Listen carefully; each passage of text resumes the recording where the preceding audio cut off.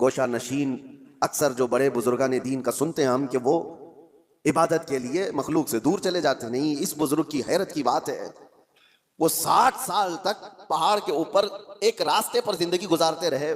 کس لیے؟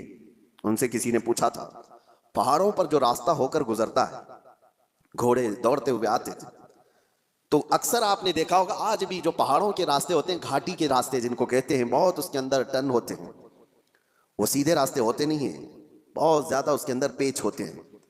وہ بزرگ ایک ایسی جگہ پر اپنی جھوپڑی لگائے ہوئے تھے جس کے پیچھے پوری کھائی تھی اور سامنے سے راستہ تھا، اور وہ ایک ڈینجر جگہ تھی۔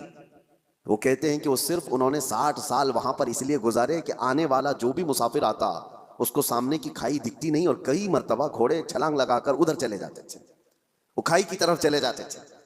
اس کھائی کے پاس جیسے آج ڈیوائیڈر ہوتا ہے، آج تو بہت کچھ سیفٹی کے لیے چیزیں بنا دی گئی ہیں، یا کھمبا رکھ دیا گیا ہے نشانی کے طور پر کہ یہاں سے ٹرن ہے۔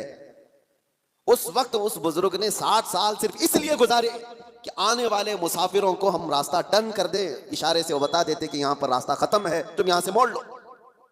صرف اس کام کے لیے انہوں نے 60 سال گزارے۔ حیرت ہوتی ہے، کچھ وہ لوگ ہیں جنہوں نے اپنی زندگیاں اللہ تبارک و تعالیٰ کی اس مخلوق کے لیے وقف کی، صرف اپنے لیے نہیں جی، اور انسانیت اسی کا نام ہے۔ اور ایک حدیث پاک مسلم شریف کی میں آپ کو سنا دوں، بلکہ یہ صحیح حدیث کئی صحاح میں موجود ہے، بخاری مسلم۔ اللہ کے نبی صلی اللہ تعالیٰ علیہ وسلم ارشاد فرماتے ہیں، المسلم من سلم المسلمون من لسانہ ویدہ، مسلمان تو وہ ہے جس کی زبان سے اور جس کے ہاتھ سے دوسرے لوگ محفوظ رہیں۔ وہی مسلمان ہے جس کی زبان سے اور جس کے ہاتھ سے دوسرے مسلمان محفوظ رہیں، اور جو دوسروں کی ٹانگ کھینچنے میں اپنی زندگی گزار دیتا ہو تو اسے اپنے آپ کا احتساب کرنا چاہیے، وہ مسلمان ہے یا نہیں۔ لوگوں نے آپ کے آج کیا سمجھ لیا ہے دین کو؟ دین کا مطلب داڑھی رکھ لینا اور ٹوپی پہننا اور جبہ پہننا، مسجدوں میں نظر آنا۔ میں آپ کو بتاتا ہوں، دین کے اگر دو حصے کیے جائیں نا، عبادات اور معاملات۔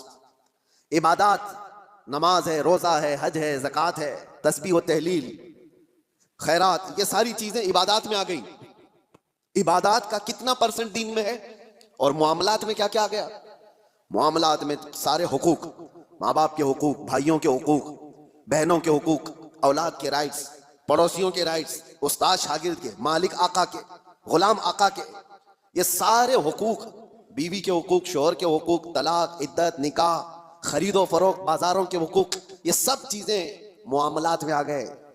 ایک حصہ ہے دین کا عبادات اور ایک حصہ ہے معاملات۔ معاملات اور عبادات دین میں کتنے پرسنٹ ہیں آپ کو پتا ہے؟